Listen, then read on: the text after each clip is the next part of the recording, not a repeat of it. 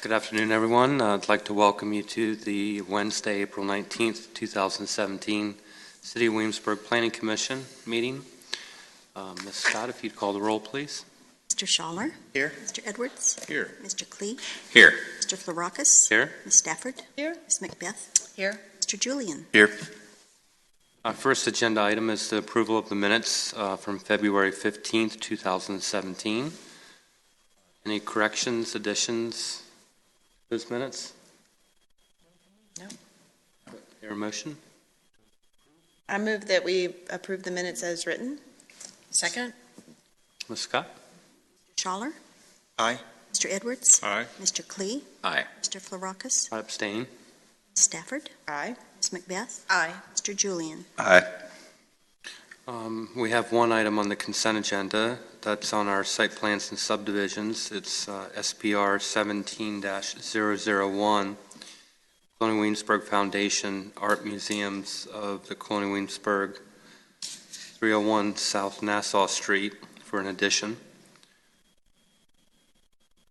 Comments? I'm happy for it to stay on the consent agenda. Okay, approve it. I'll second. Scott?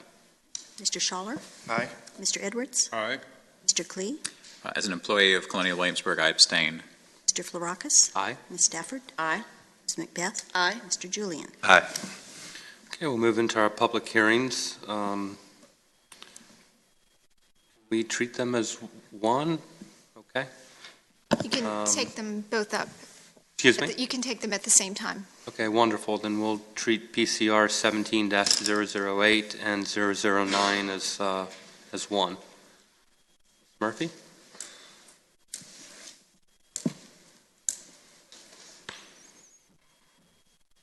Yes, Chairman Florakis and members of Planning Commission, Quarterpath Associates is proposing to amend the Planned Development Housing District to increase the total number of adaptive housing units allowed in the city from 100 to 150, to increase the number of housing units allowed for an individual adaptive housing facility from 50 to 100, and to limit the total number of adaptive housing facilities allowed in the city to no more than 2 in a Planned Development Housing District.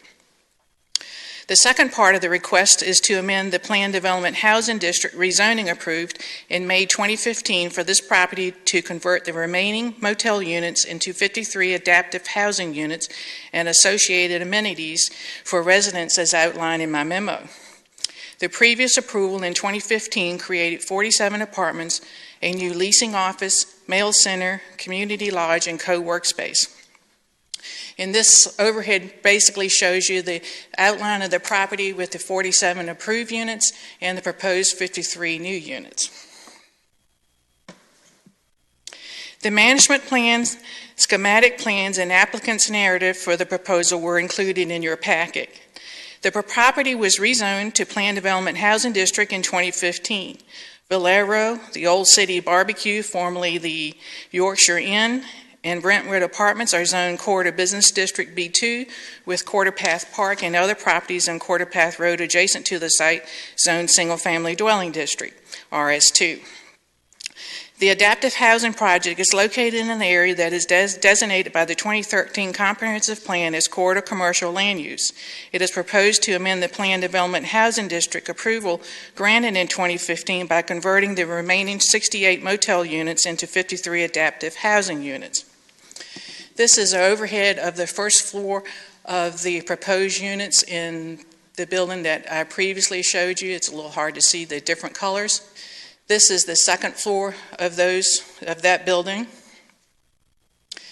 This is an overhead of the efficiency unit that shows a basic layout, the 1-bedroom apartment, and the 2-bedroom apartment.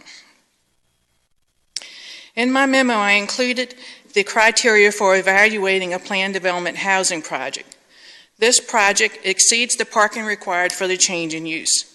It takes advantage of the city's Planned Development Housing District by converting the remaining 68 underutilized hotel rooms into 53 affordable adaptive housing units, which helps to fulfill housing needs in the city. It is an adaptive reuse which will provide workforce housing, is adjacent to bus stops, bicycle and pedestrian facilities, and a recreation facility. Therefore, staff recommends that Planning Commission recommend to City Council approval of the text change as detailed in the attached text change ordinance, and that the request to amend the PDR district to allow an additional 53 adaptive housing units be approved as detailed in the attached ordinance. I'd be happy to answer any questions you have. Mr. Getty, the applicant's attorney, and the applicant are also here if you have any questions of them. Questions of Ms. Murphy at this time? Mr. Getty, would you like to speak?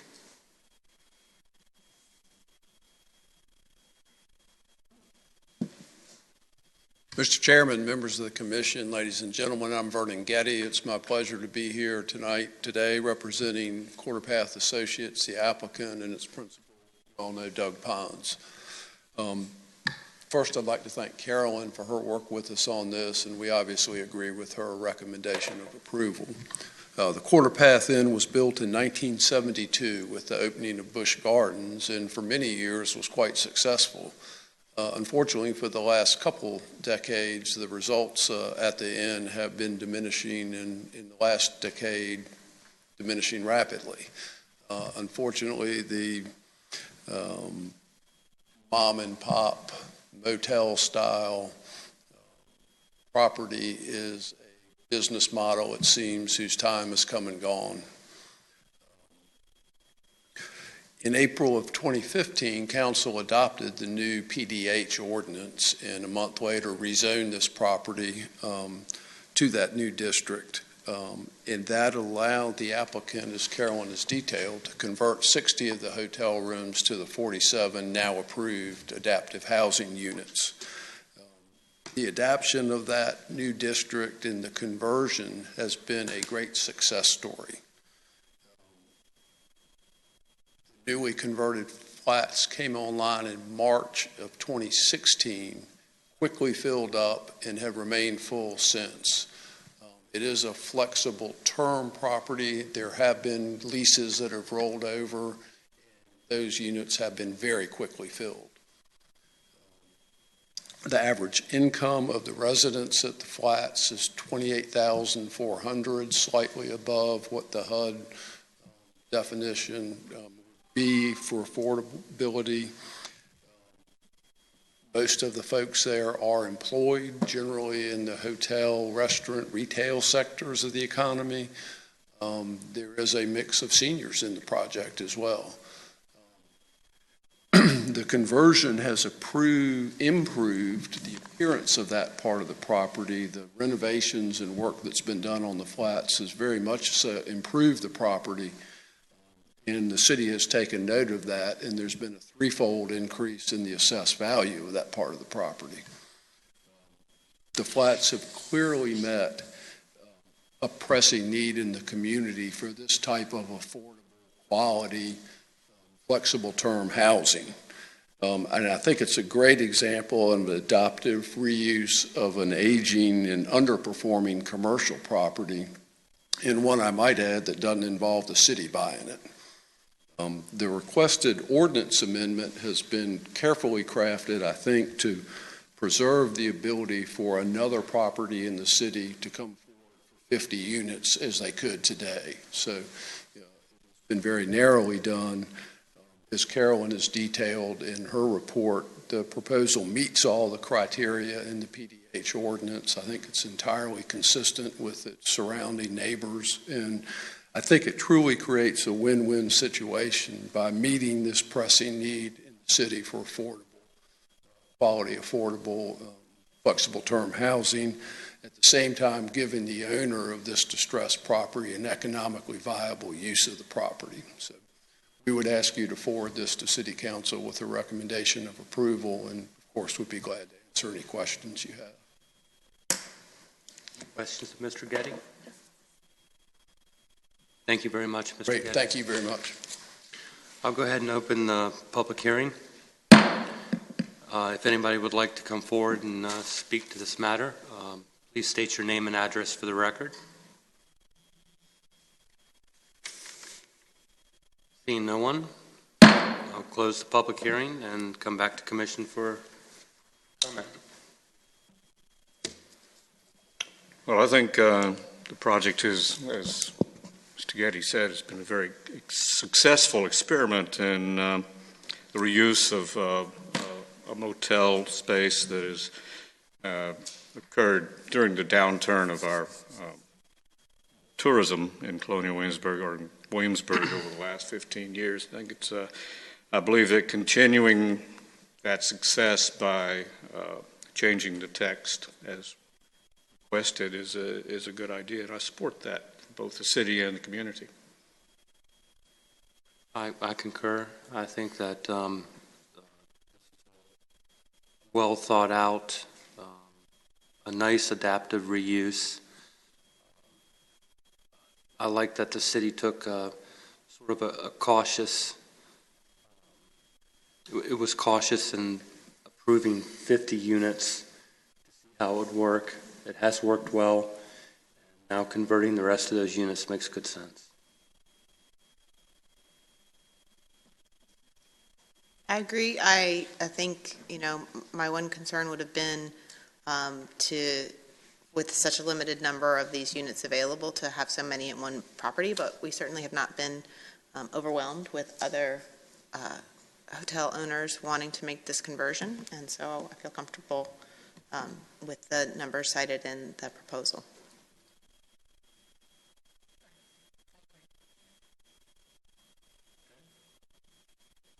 Like to make a motion? I move that we recommend to City Council that they approve PCR 17-008 and PCR 17-009. Second that motion. Scott? Shawver. Aye. Mr. Edwards. Aye. Mr. Klee. Aye. Mr. Florakis. Aye. Ms. Stafford. Aye. Ms. Macbeth. Aye. Julian. Aye. Okay, next we come to our open forum. If anyone would like to come forward and speak to the Planning Commission, please do so now. No one, I'll close our open forum. We've already taken care of our site plans and subdivisions. Any new business? Pick up?